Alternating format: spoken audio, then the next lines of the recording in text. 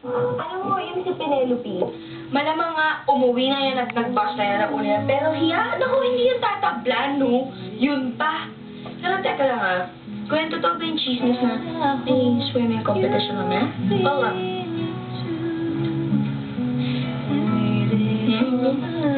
Sali tayo. Gusto ko sali dun. Sila na ako dati.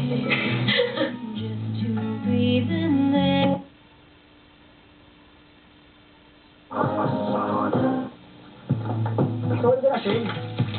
Bakit na mag-story mo naman ako kasalanan? Ay naku, Berg, pwede ba mamaya na natin pag-usapan yan? Kasi nawawala sa kondisyon to si Javi eh. Ako natalo siya sa akin. Eh, mukha naman kaya-kaya naman ni Javi yung kalaban eh.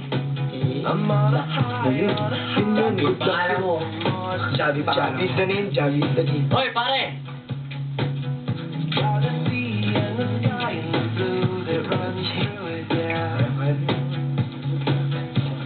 Ready ka na ba? Saan varsity ba to? Ito yan.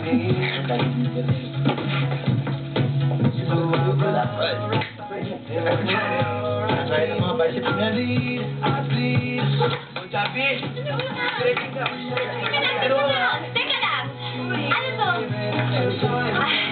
Alam nyo, ganito na lang, ha?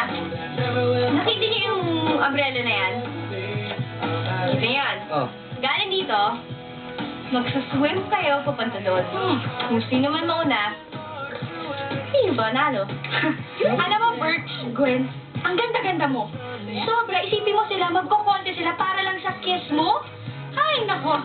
Siguro kung kiss mo yung paglalabanan ng mga yan, ng contest, siguro kailangan ng laban, lunuran. Kasi dapat siguro mauna na lang Alam mo, ketchup, kanina ka pa. Gusto mo itulak na kita ngayon dyan, tapos susunod ako para malunod ka lalo. Hindi ka malulunod dyan, lulutan ka. Teka. Okay, wait lang. Are you ready? Ready!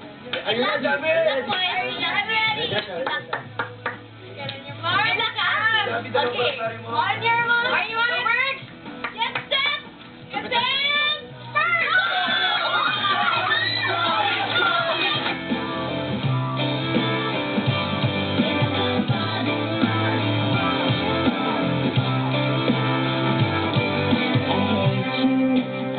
Sino kaya mananalo?